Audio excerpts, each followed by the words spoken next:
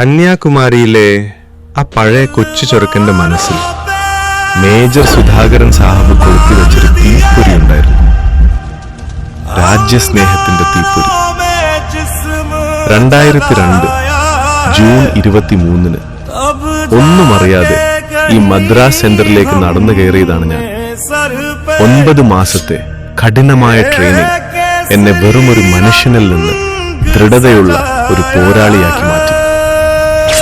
അതിനുശേഷം ആസാമിലെ തീവ്രവാദികളും കോബ്രകളും നിറഞ്ഞ കാടുകൾ, വെസ്റ്റ് ബംഗാൾ, ഭൂട്ടാൻ, ഉറി സെക്ടർ, ഒടുവിൽ -ഡിഗ്രി തണുപ്പിൽ ചോര മരവിക്കുന്ന കാർഗിലിലെ ത്രാസ് സെക്ടർ.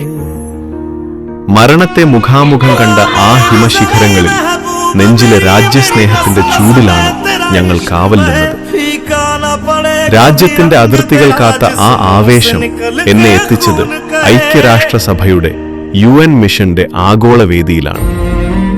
ലോകസമാധാനത്തിന് വേണ്ടിയുള്ള ആ അന്താരാഷ്ട്ര ദൗത്യത്തിൽ പങ്കാളിയാകാൻ കഴിഞ്ഞത് എന്റെ സൈനിക ജീവിതത്തിലെ ഏറ്റവും വലിയ ഭാഗ്യമായി ഞാൻ കരുതുന്നു.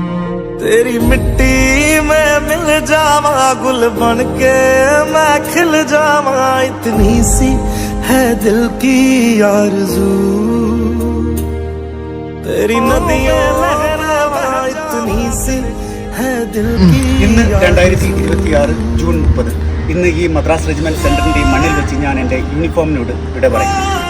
ഒരു സാധാരണക്കാരനായി വന്നു ഈ രാജ്യവും ലോകവും കണ്ട യഥാർത്ഥ സൈനികനായി ഈ മദ്രാസ് റെജിമെന്റ് സെന്ററിന്റെ മണ്ണിൽ നിന്നും ഞാൻ പടിയിറങ്ങുമ്പോൾ മനസ്സ് നിറഞ്ഞ സംതൃപ്തി മാത്രം. കന്യാകുമാരി മുതൽ കാശ്മീർ വരെയും അവിടെ നിന്ന് UN മിഷൻ വരെയും എന്നെ നയിച്ച് എൻ്റെ ദൈവത്തിനോടും മറ്റും എൻ്റെ എല്ലാ കാര്യത്തിനും മോട്ടിവേഷനായി നിന്ന് ജനറൽ രഞ്ജിത് സിംഗ് സാബിനോടും മറ്റും എക്സ് ആർമി രാമചന്ദ്രൻ, രവീന്ദ്രൻ എന്നിവരോടും ഞാൻ കടപ്പെട്ടിരിക്കുകയാണ്.